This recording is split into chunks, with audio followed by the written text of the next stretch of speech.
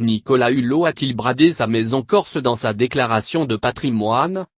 La propriété que Nicolas Hulot possède en Corse figure bien dans la déclaration de patrimoine 2017 du ministre de la Transition écologique et solidaire. Mais avec un prix estimé et une surface qui peuvent surprendre, explique Le Point ce jeudi.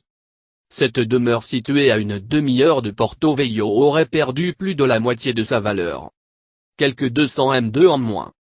En 2016, le bien immobilier avait été mis en vente par son propriétaire.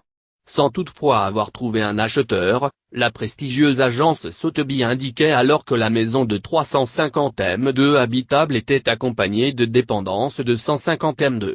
Le tout sur un terrain de 3,5 hectares et pour un prix total estimé entre 2 et 5 millions d'euros. Pourtant, sur le document patrimonial, Nicolas Hulot a déclaré une surface bâtie de 300 M2 et un terrain de 2,6 hectares. Et le membre du gouvernement en évalue la valeur à 1,05 million d'euros. Une révision à la baisse que l'intéressé estime conforme à la réalité. Les deux parties se renvoient l'erreur.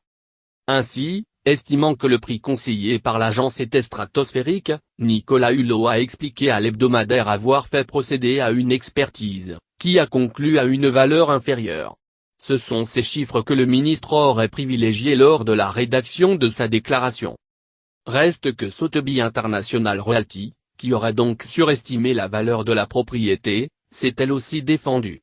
Par la voix de son PDG Alexander Kraft, l'agence a fait savoir que c'est en se basant sur les mesures du propriétaire qu'elle avait effectué l'évaluation depuis remise en cause.